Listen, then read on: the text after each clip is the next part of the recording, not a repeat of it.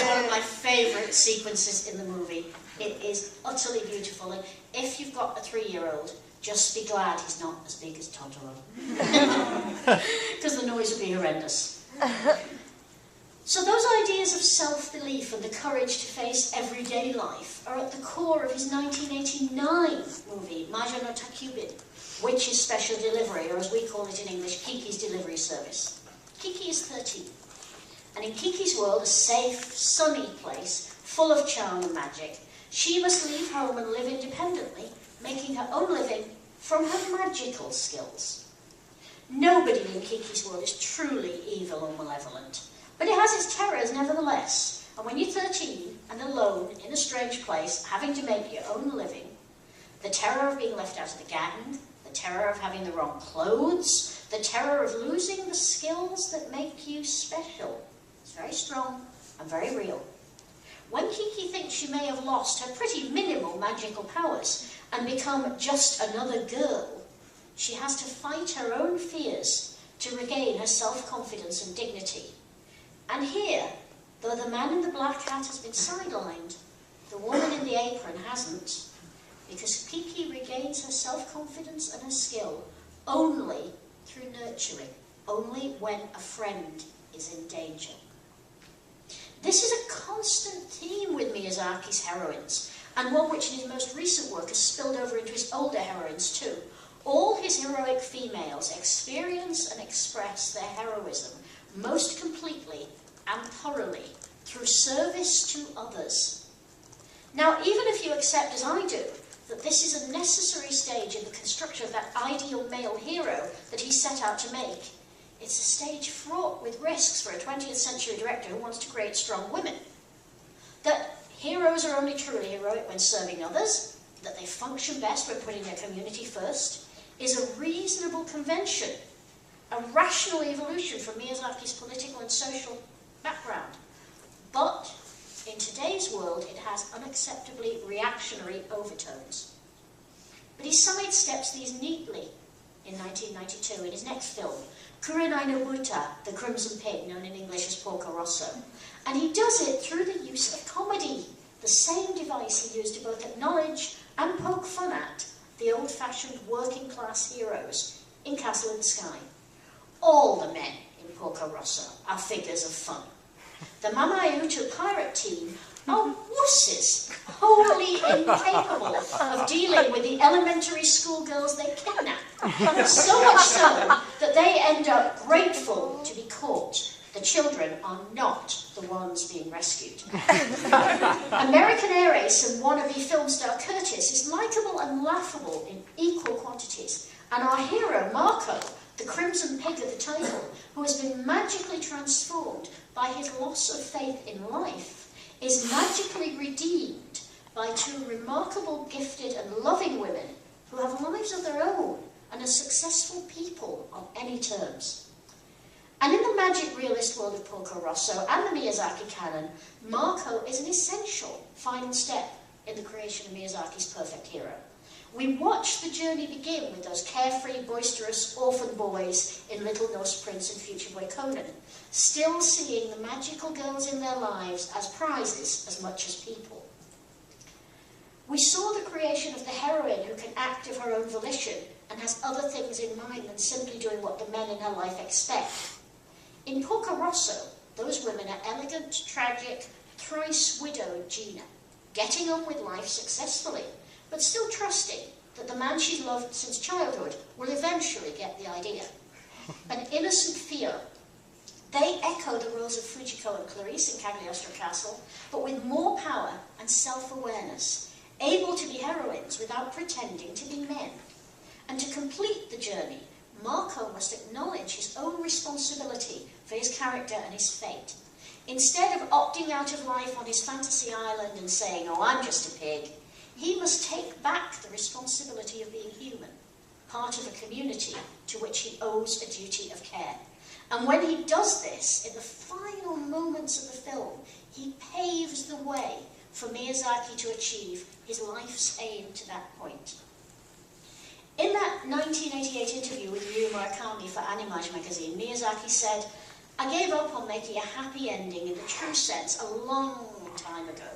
I can go no further than the ending in which the lead character gets over one issue for the time being. Maybe things will happen after this, but this character will probably manage. I think that's as far as I can go.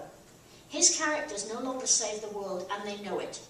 Instead, they solve one problem and trust that they can solve the next one, the one that comes when the cameras stop rolling. But he'd stated a higher aim in his 1984 interview with Young magazine. He said, Nausicaa is not a protagonist who defeats an opponent, but a protagonist who understands or accepts. She doesn't think about avenging her parents' death. She's in a different dimension. At the time, he dismissed the idea that a male character could do that as too weird, but he was playing a long game. In 1997, his hand finally played out in Mononoke Hime, Princess Mononoke. Ashitaka, the handsome, kind prince of a northern tribe in early Japan, long before the country was unified, long before it was even called Japan, incurs a curse in the process of saving his people from a rampaging, dying boar god. He sets out on a journey to the mythical south to find the source of the curse and, if he can, to nullify it. He does not expect to return, so he cuts his hair short in a ritual oddly reminiscent of the more random fashion in which the villainous Mushka cut Sheeta's hair in Castle in the Sky. On his journey, Ashitaka meets all kinds of people, none of them outright villains, but many of them prepared to do dangerous, destructive things to survive and get what they want.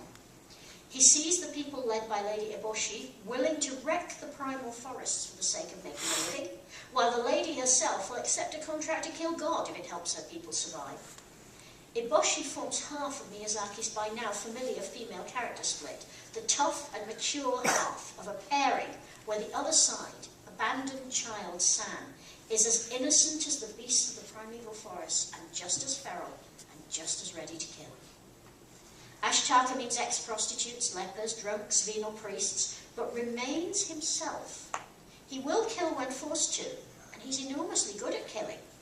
But as the story unfolds, he grows to the stage where he is willing to die to keep others safe instead. That sacrificial aspect of his hero kingship is backed up by the practical skills of the leader. He can command respect. He has charisma. He's good with weapons and he's good with technology like Nausicaa. Like her and like Sheeta and Clarice, he is also a nurturer who cares for others and will go into danger to ensure that they are safe. And like all of Miyazaki's heroines, he is completely and unconditionally accepting of those he loves. The moment near the end of the movie where the wild girl San tells him she cannot bear to live with people is a romantic triumph almost beyond experience in film. The hero tells her that he has to live with people. So he proposes that they love each other, live their own lives, and will meet in a space where they can both be comfortable. He will not try to own or change his beloved. All he wants is to see her whenever possible, and she defines possibility as much as he does. On Miyazaki's heroines, the critic Paul Wells wrote, Miyazaki establishes authorial tendencies by refuting the tenets of films constructed on masculinist terms. His complex heroines are constantly engaged in the pursuit of self-knowledge and a distinctive identity.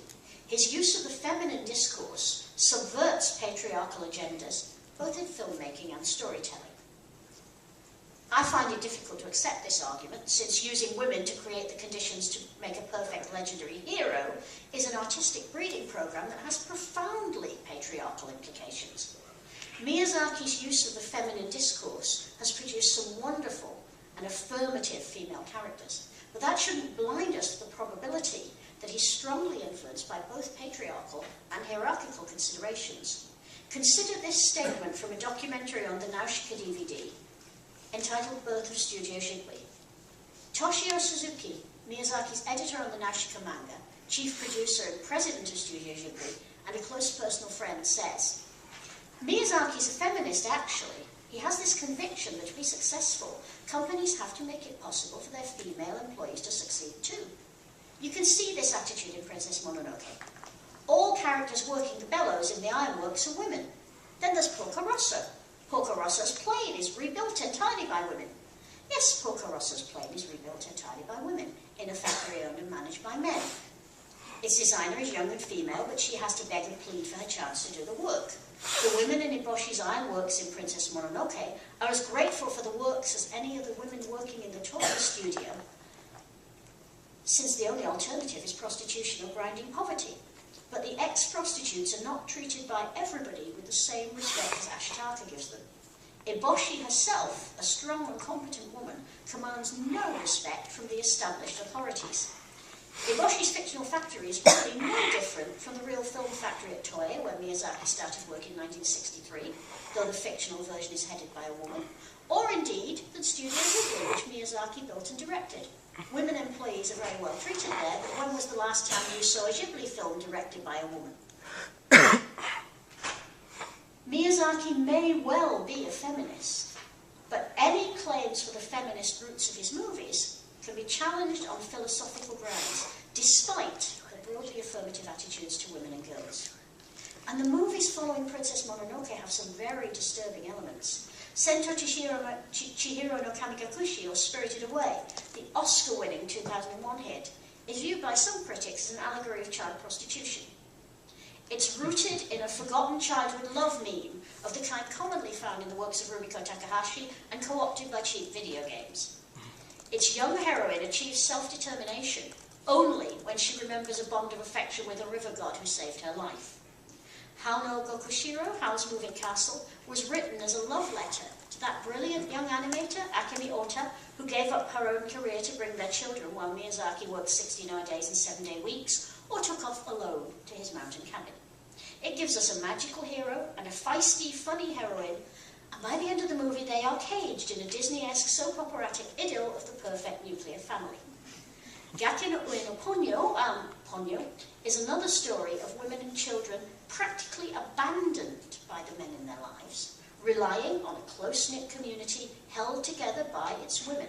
Fabulous artistry, yes. Brilliant plotting and characterization, most assuredly. But textbook feminism, I think not. But throwing away the textbooks and the theories, Miyazaki makes magnificently enjoyable films, and they repay close study. Sometimes they confirm ideas that one doesn't expect. Miyazaki told us in 1984 that he was making heroines of a particular type because he couldn't make the stories he wanted to make with heroes.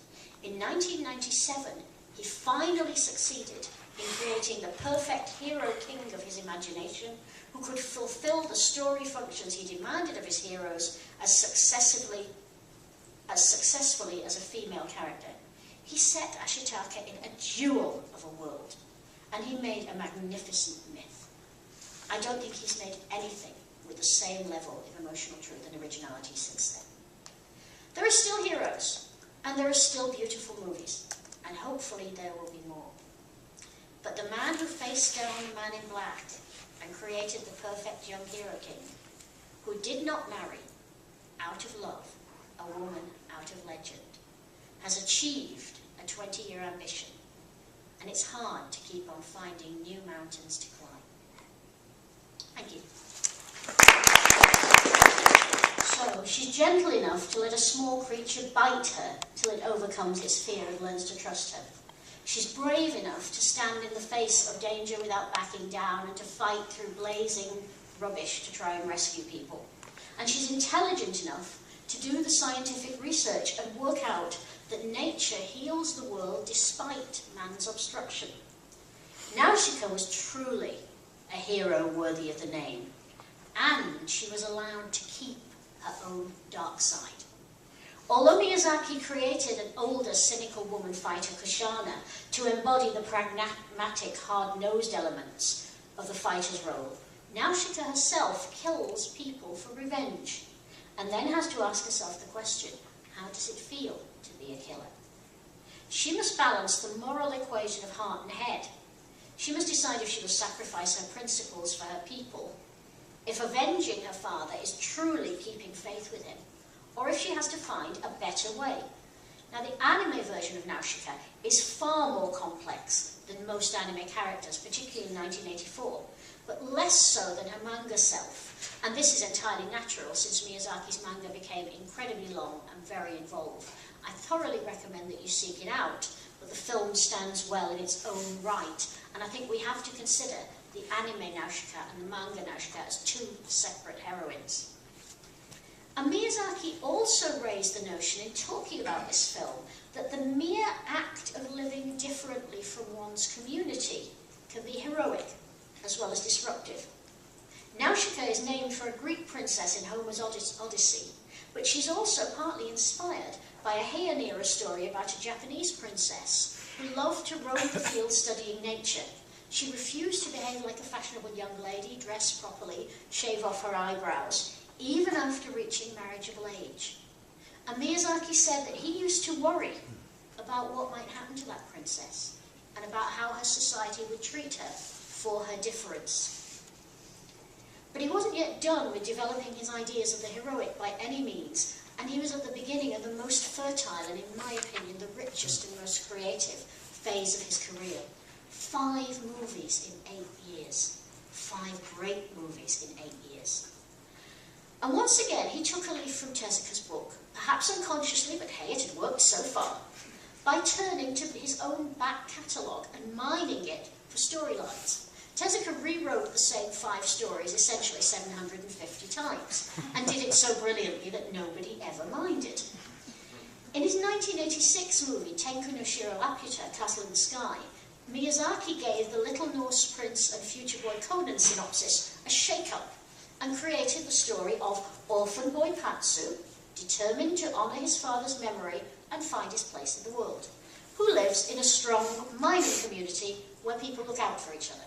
So, when a mysterious young girl with strange powers literally drops from the sky into his arms, thank you God, the whole community bands together to help him fight against the oppressive forces of the military regime and the evil cousin who is trying to use the girl to gain power for himself. And at first, the story appears to be merely conventional. The heroine Shita is a shy, shrinking girl who's afraid of everything and completely unable to accept what fate has thrust upon her. Like the heroines of Princess Knight and Rose of Versailles, she wants to be loved and valued for her true feminine self, not for the special powers of royal ancestry that she only learns about in the course of the story. But as the story unfolds, she develops. She shows that she understands true heroism. First, she steels herself emotionally to send her only friend Patsu away to protect him.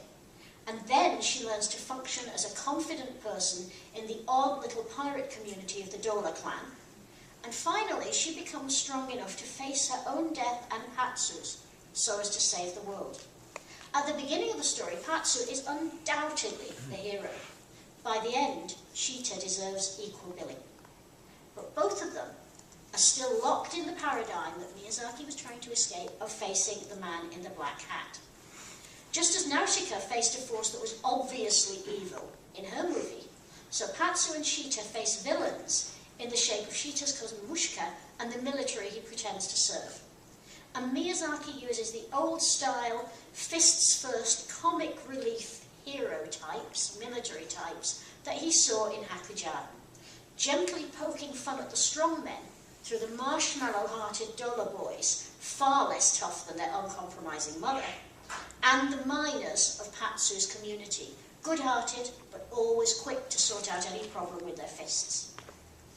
But his next movie, which, in my opinion, is the greatest movie ever made, 1988's Tonari no Totoro, My Neighbor Totoro, Miyazaki finds a way to exorcise the man in the black hat for all time. And this is why I consider it the greatest movie ever made. He retains the comic relief strongman, but he puts death front and centre without ever personifying him. Totoro is my favourite film partly for its breathtaking beauty, partly for the heroic simplicity of its child's eye worldview. It takes balls for a director to walk at a child's pace in a major movie.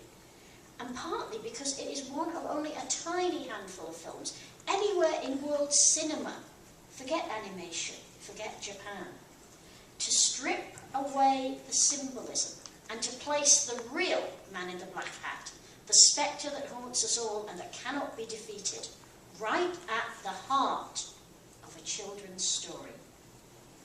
A film as profoundly and life-affirming as Totoro says the villain is death.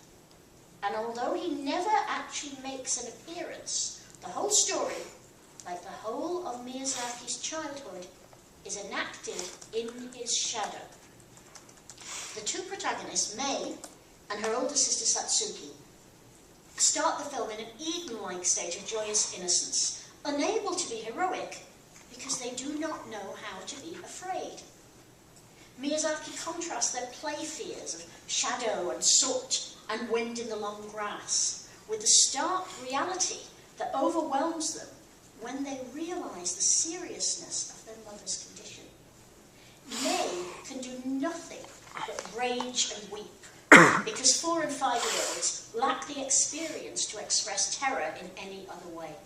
But Satsuki's response is achingly beautifully written, revealing astonishing depths of artistry from the whole movie team, as she realises that she faces both the loss of her beloved mother and the loss of her own childhood.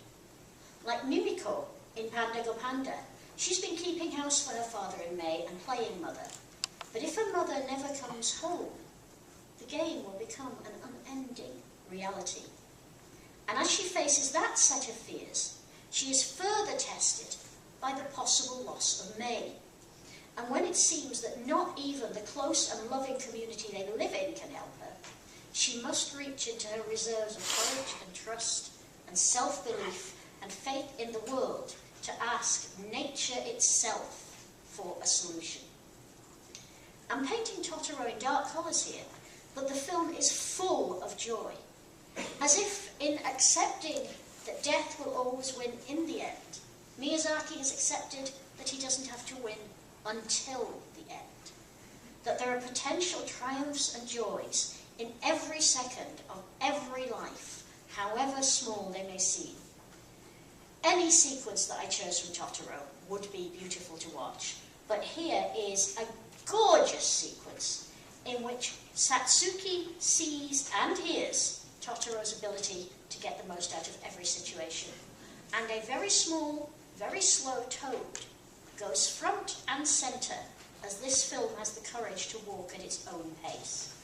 There, about women playing a dominant masculine role, generally dressed up in revolutionary or fantasy clothing.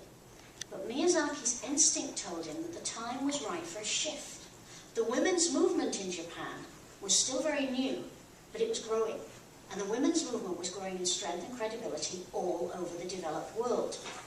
Girls no longer had to masquerade as men to prove that they were intelligent and capable. They no longer had to reject love and marriage to demonstrate that they were powerful. So his heroine, Nausicaa, was a teenage princess who was gentle, generous, brave, intelligent, an orphan, living under the shadow of death in a complex, changing world, but supported by a strong and loving community. And all of these aspects of her character are summed up in the trailer for the animated movie that he made in 1984. Now bear in mind that at this point, his manga still had another 8 years to run. So there's a slightly more overdressed version of San doing a dynamic raid in a town and then vanishing into the depths of forest and water.